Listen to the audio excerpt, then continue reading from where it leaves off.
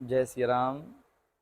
आज एक मन में ऐसा ख्याल आया, एक प्रश्न आया जो आप सभी तक पहुंचाना हमें उचित लगा। हर एक व्यक्ति के जीवन में एक समस्या है और उस समस्या का कारण स्वयं व्यक्ति है।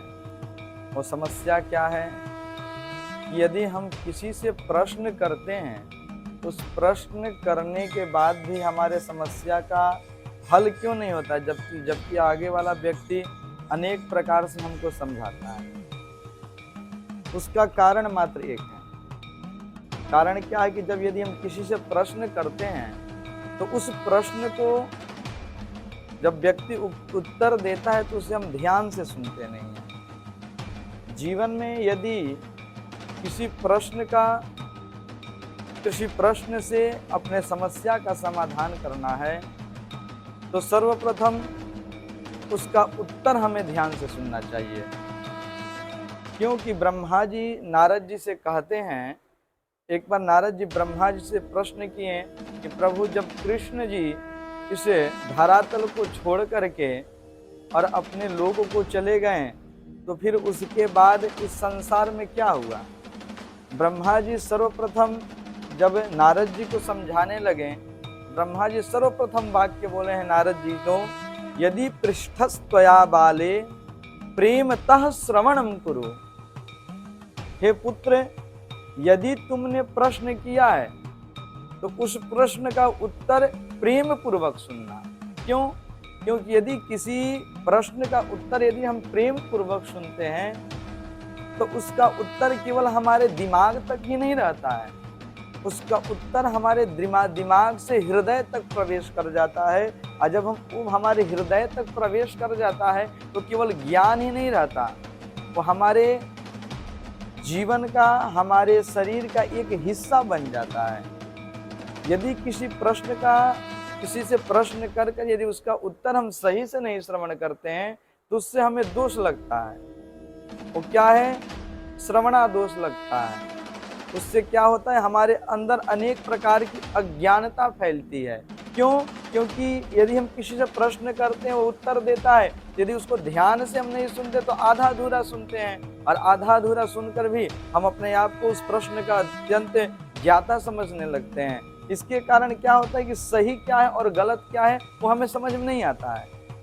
किंतु यदि उसको सही से हम सुनते हैं, प्रेम पूर्वक सुनते हैं, तो केवल हमारे हृदय में दिमाग में ना जा करके वो हमारे हृदय तक पहुंच जाता है।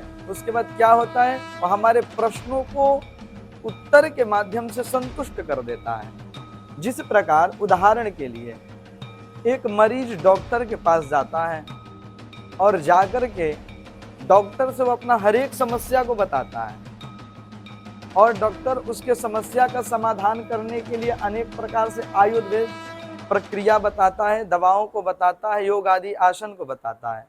किंतु जब वो मरीज उस डॉक्टर के वाक्य को, उस डॉक्टर के शब्द को अच्छे से जब नहीं सुनता है तो क्या करता है? वो गलत प्रक्रिया से योग आदि करने लगता है, उस दवा का सेवन करने लगता है।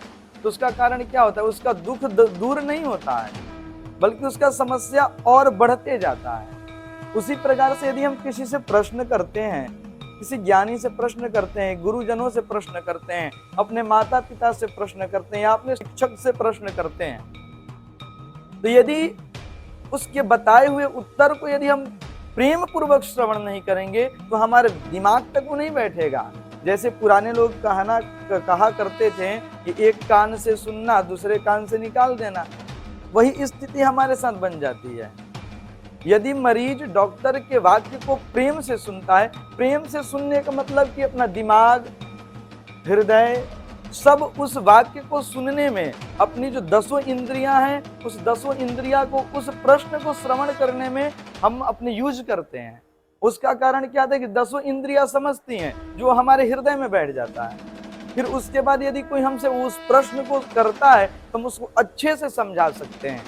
हमारे जीवन में जो समस्याएं हैं, उस समस्याओं को हम उस प्रश्न के द्वारा समाधान कर सकते हैं। किंतु सबसे बड़ी हम लोगों की मूर्खता है कि प्रश्न तो करना जानते हैं, किंतु उस प्रश्न का उत्तर श्रवण करना, सुनना हम नहीं जानते हैं। इसीलिए हमारे जीवन का समस्या समाधान ही नहीं होता है। ब्रह्मा जी भी यही नारद जी से कहें कि पुत्र तुम पूछे, प्रश्न तो किए, कोई बड़ी बात नहीं है, किंतु प्रश्न करने के बाद यदि संतुष्टि पाना है, यदि अपने दुख को दूर करना है, तो उसके लिए जिससे प्रश्न किए हैं, जो श्रेष्ठ है, जिससे प्रश्न किए उसके वाक्य को सुनना पड़ेगा। ब्रह्मा जी स्पष्ट कहें, पृष्ठस्त्वया बाले प्रेमतः श्रवणं कुरु।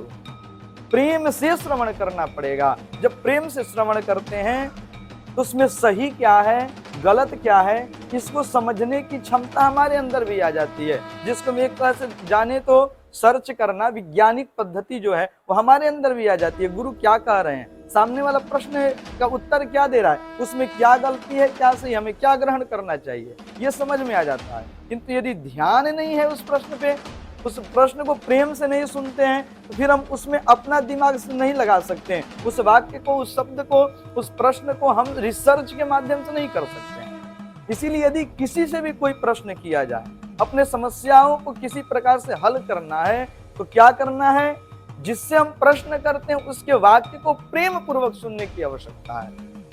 यदि प्रेम पूर्वक हम सुनते हैं तो अवश्य हमारे प्रश्न जो हैं वो हमारे जीवन को, हमारे भविष्य को उज्जवल गति को प्रदान करता है। यदि नहीं सुनते हैं तो अनेक प्रकार के अंधकार को हमारे अंदर लाता है। इसीलिए यदि किसी से भी प्रश्न करें तो उसको प्रेम पूर्वक सुनने की अपने अंदर क्षमता बनाए, अपने बुद्धि को, अपने मन को, अपने चित्त को, जो 5 कर्मेंद्रियां उनको उनके शब्दों पे एकत्रित करें, उसे श्रवण करने, समझने और सुनने का कोशिश करें। इसीलिए नारद जी को ब्रह्मा जी ने कहा कि प्रश्न करना तो कोई बड़ी बात नहीं है, किंतु उस प्रश्न का उत्तर को श्रवण कर लेना, अपने जीवन में चरितार्थ कर लेना, अपने जीवन में उतार लेना, ये सबसे बड़ी समस्या है। यदि किसी के प्रश्न का उत्तर समझ में आ जाए तो हो सकता है हमारे समस्याओं को समाधान हो जाए। इसीलिए यदि आप किसी से भी प्रश्न कीजिए तो उसके उत्तर को अत्यंत गहराई से सुनिए,